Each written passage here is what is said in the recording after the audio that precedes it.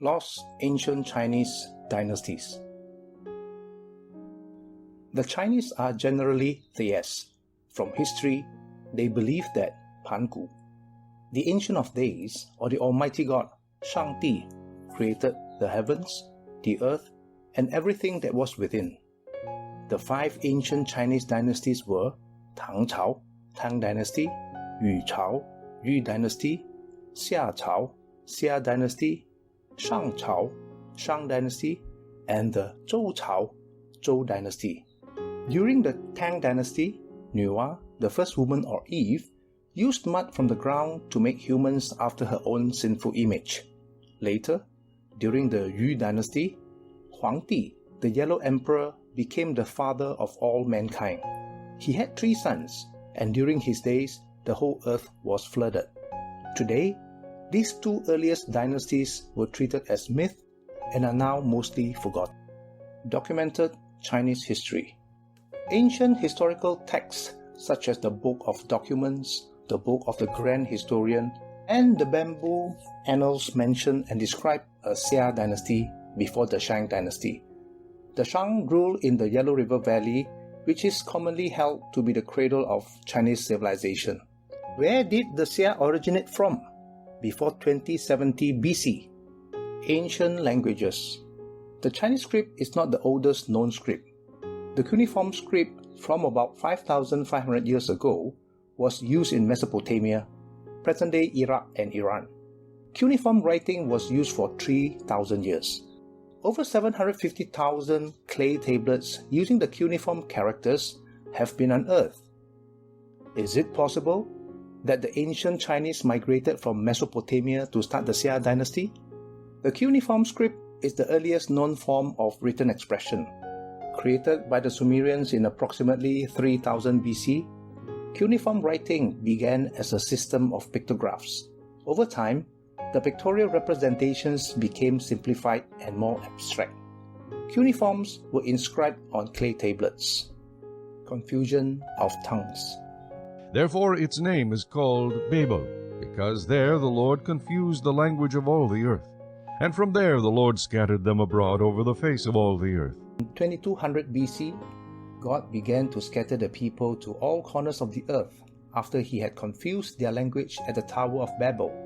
The Great Dispersion was from 2200 to 2050 BC, during the days of Peleg, when Noah was still alive.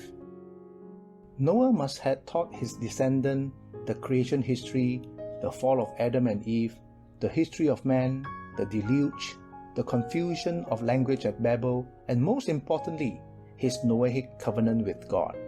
Today, most religions agree that the Creator is the Almighty God, Shen, Shangdi.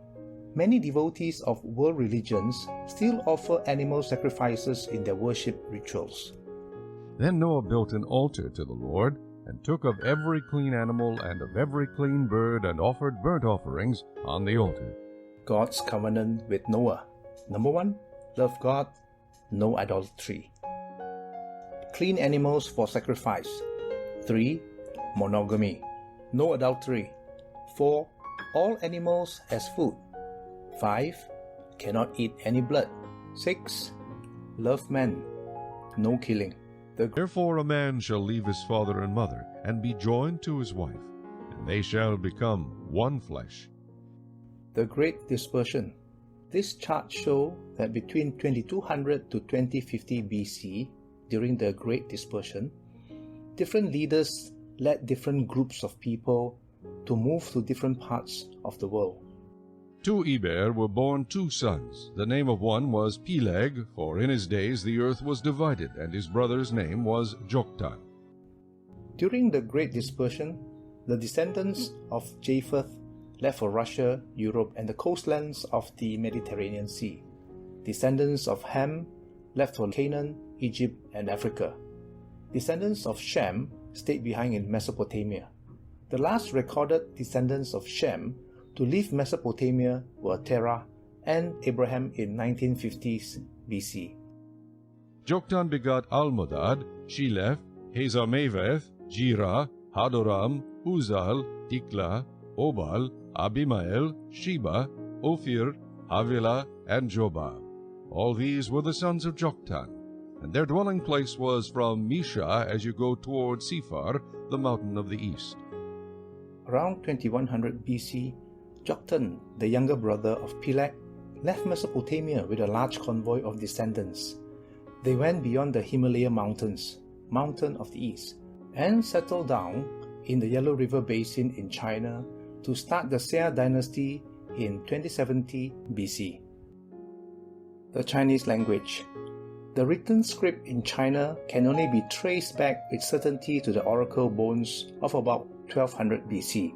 However, the script had a considerable vocabulary and signs of simplification at the date, which strongly suggests the origin of the script goes back much further. What makes Chinese unique is that the script forms have evolved directly to become the present-day characters, and so it is the longest-lived script still in use in the world. As well as oracle bone script, inscriptions became common on bronzeware from the Shang and Zhou dynasties.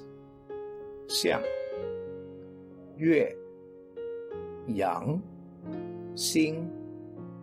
Around 2100 BC, Jotham left Mesopotamia with his 13 sons and their families for the Yellow River Basin in China.